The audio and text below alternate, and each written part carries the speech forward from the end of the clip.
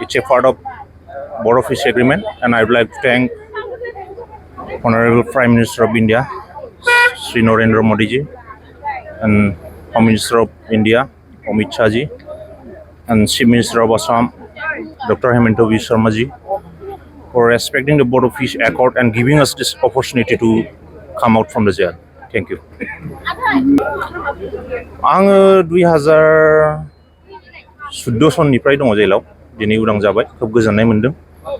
साबायखर बावनो सानदों जोंनि एडभोकेट बिथांमोना जोंनि थाखाय खोब खस्थ' खालामबाय आरो साबायखर बावनो सानबावदों जायफोरा जोंखौ फाइनान्शियली फिजिकेली हेल्प खालामबाय बे गोबाव समाव बिथांमोनखौ आं साबायखर बावदों बेखिनिखौनो बुंनानै आंनि मुङा सोमखोर मुसाहारि आंखौ आफादाव ओरैनो एम सोगोमसार होननानै मिथियो आंनि गामिया फुथिमारि बे क'क्राझार डिस्ट्रिक्टनि सिङावनो सेरफांगुरि पुलिस स्टेशननि सिङाव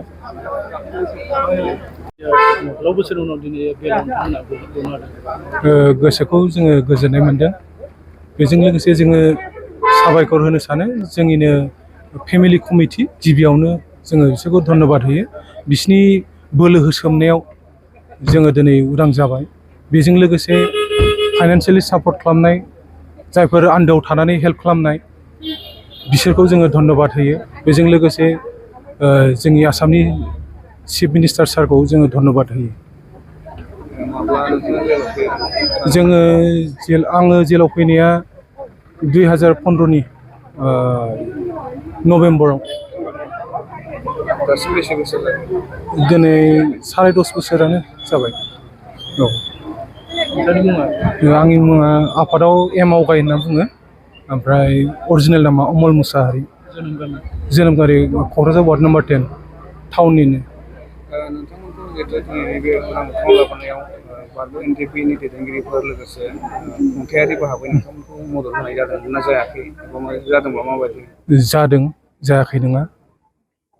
माखासे ओरैबायदियाव मावदों साइलेन्टलि मावदों आरो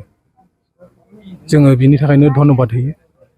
आरो बेसेबांनाखि आन्दोआव थानानै मावदों खामानिफोरखौ बिसोरखौबो जों धन्यबाद होयो माने अपेनलि जायाखै बिसोरो स्रेडैनो जोंखौ हेल्प होदों